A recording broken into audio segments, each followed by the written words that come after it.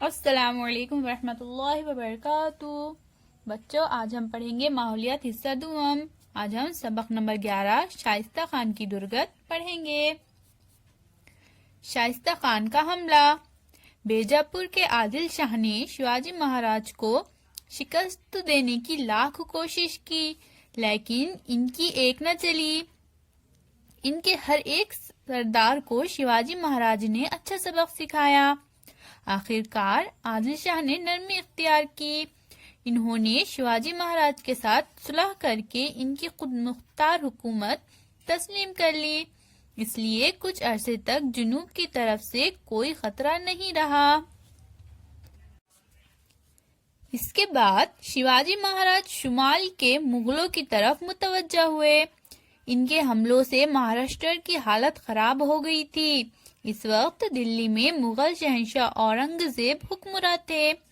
ان کے علاقے پر شیواجی مہاراج نے حملے کیے، جس کی وجہ سے انہیں غصہ آیا۔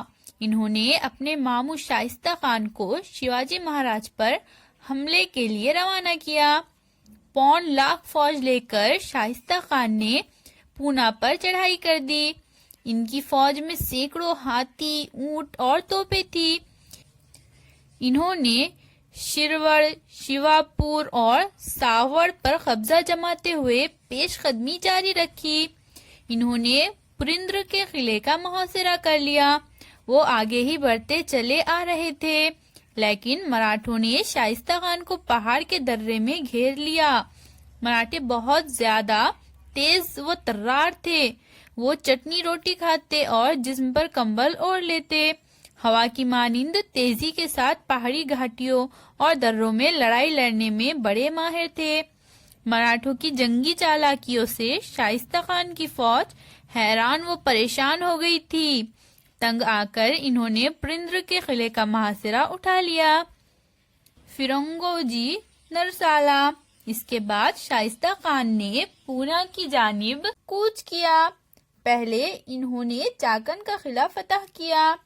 چاکن قلعے میں فرنگوجی نے بڑی بہادری اور مردانگی سے مقابلہ کیا۔ وہ 2 مہینوں تک لڑتے رہے، لیکن شائستہ خان کے توپ خانے کے سامنے وہ پسپا ہو گئے۔ فرنگوجی نرسالہ کی بہادری سے شائستہ خان بہت خوش ہوئے۔ انہوں نے فرنگوجی کو بادشاہ کی خدمت کا لالچ دیا، لیکن فرنگوجی تیار نہیں ہوئے۔ شائستہ خان لال محل میں۔ شائستہ خان پونا پہنچے۔ انہوں نے شیواجی مہاراج کے لال محل میں قیام کیا۔ ان کی فوج نے لال محل کے چاروں طرف اپنا ڈیرا ڈال دیا۔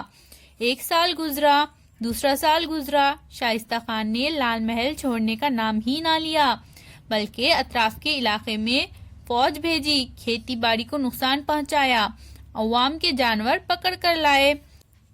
اس طرح پونا کے قرب و جوار کا علاقہ برباد کر ڈالا۔ اس کے آگے کا سبق اب ہم اگلی ویڈیو میں پڑھیں گے بچوں۔ اللہ حافظ۔